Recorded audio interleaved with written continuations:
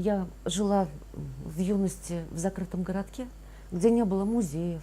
Было один театр был, театр оперетты, и один театр кукол.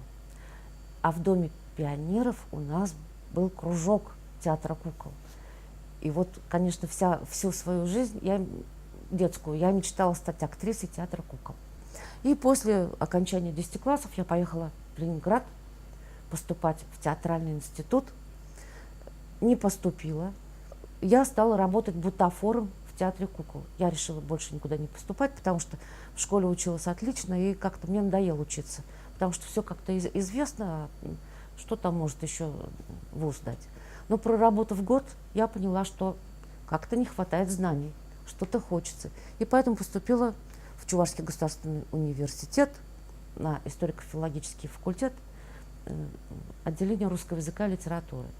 Но я не хотела учиться очно, мне очень нравилась моя работа в театре кукол, поэтому я училась заочно, вот, и, в общем-то, успешно.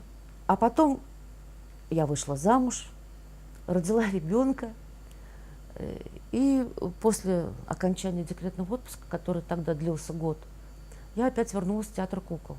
Но что-то мне уже было там неинтересно. То есть как-то переросла вот эту вот профессию бутафора, как-то одно и то же, никакого творчества.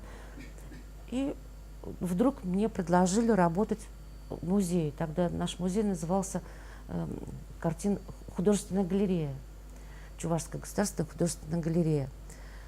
И взяли меня туда за хороший почерк, экскурсоводом. Потому что надо было писать инвентарные книги. Получается, уже больше 30 лет я в музее. И с 92-го года, с 93-го у нас началась информатизация, значит, стажу моему за компьютером 20 лет уже. Вот, и начала я свою жизнь в музее переписыванием карточек научных описаний в инвентарные книги.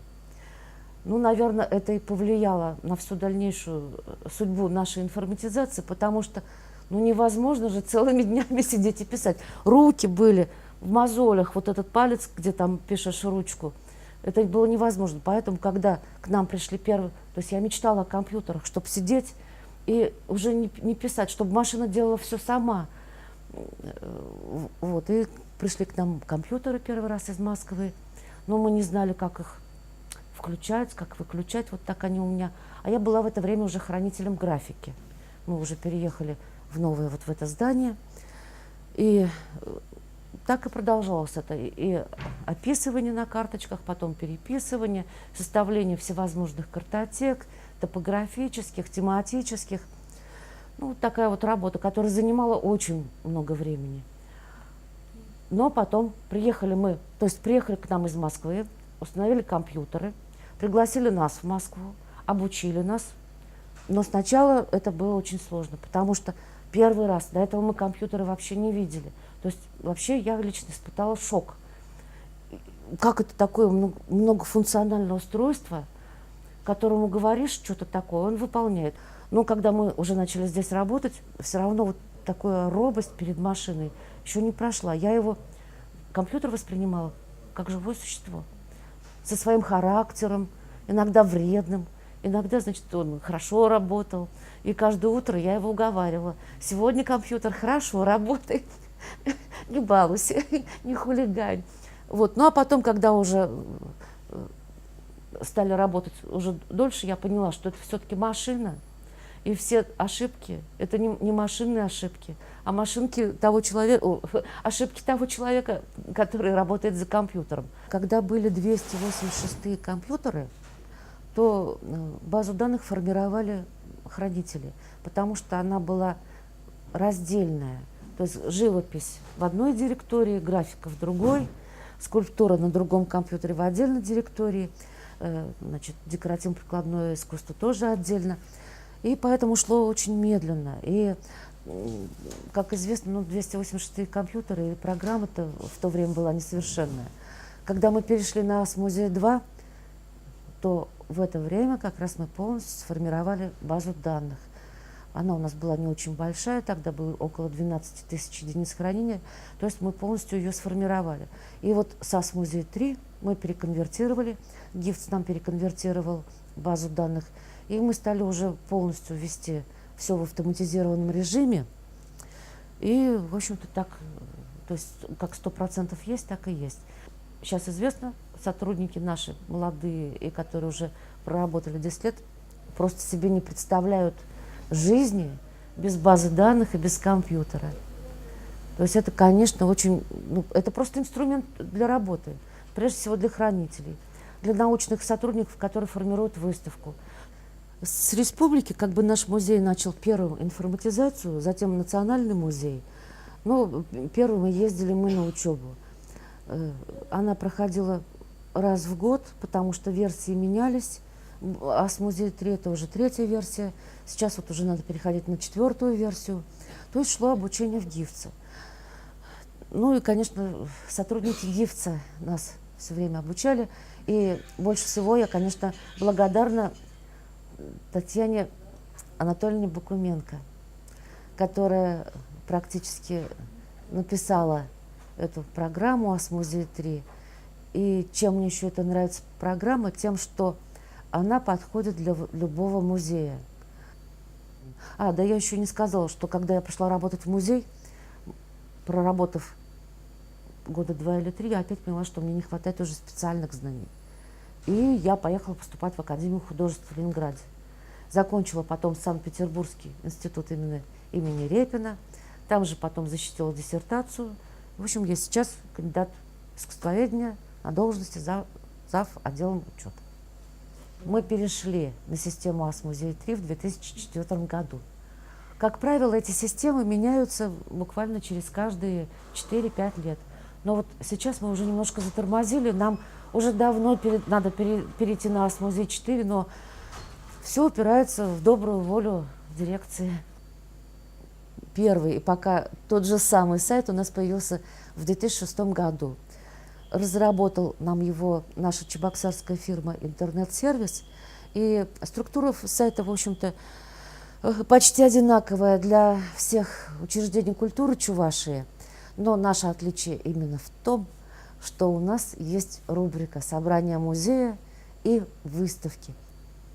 На конференцию «Адит» я попала впервые, кажется, в 2002 году, когда она была в Иваново. И как раз меня поразили сотрудники музейные, которые буквально горели вот этими компьютерами, вот этой идеей информатизации. Там мы обменивались своими там проблемами, достижениями, результатами. И, конечно, после «Адита» я приехала очень вдохновленная и окрыленная, можно сказать, и решила участвовать на этих конференциях ежегодно. Потом была конференция «Ева». На второй конференции «Ева» я была. Тут я была просто в шоке. То есть столько сведений по информационным технологиям в разных областях культуры. Я еще тогда никогда не знала об этом. То есть вот это огромная школа по музейного сотрудника по информатизации. И, конечно, огромная благодарность Надежде Викторовне Бракер, которая, наверное, воспитала всех нас и которая дала направление вот, информатизации музея и дальнейшее. Вот, публикация на музейном сайте всего музейного собрания. Конечно, это и Рыбинский музей, который отчитался, и само направление, которое давала Надежда Викторовна Бракер. Она говорила, что это нужно, это необходимо. Закрытость наших музеев, она нам, в общем-то, всем вредит, потому что исследователи не знают порой, где какая картина находится, какой можно взять материал.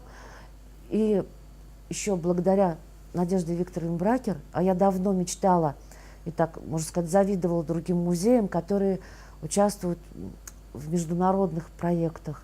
И мечтала, чтобы наш музей тоже смог когда-нибудь поучаствовать в международном проекте. Только я не знала, как это сделать, и мне было сложно. И вот благодаря Надежде Викторовне Бракер мы стали участвовать в проекте «Афина». Информатизация в музее началась с отдела учета и хранения. И вот благодаря информатизации мы выделились в отдельный отдел стало называться отделом учета и информатики. И вот только лишь совсем недавно, буквально 1,5 года назад, мы теперь стали просто отделом учета.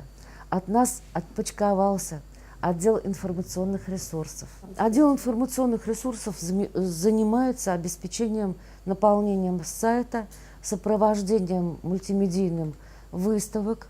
То есть мы сейчас очень широко используем вот эти новые технологии в экспозиции. То есть мы даем аннотацию расширенную с помощью вот этих сенсорных киосков.